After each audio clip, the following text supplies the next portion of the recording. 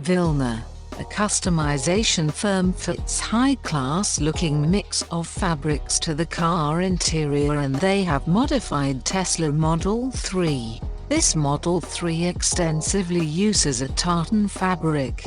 This material covers the center parts of the seats, door panels, dashboard, a section of the roof, and the lower spoke of the steering wheel.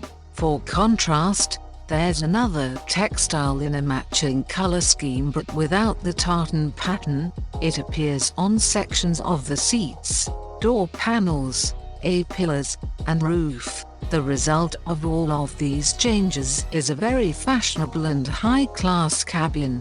While Tesla only offers the Model 3 with a cabin in white or black, Vilner is able to offer more textures and shades for its personalized creations. The result might not fit everyone's taste, but that's the whole point of a customized vehicle like this.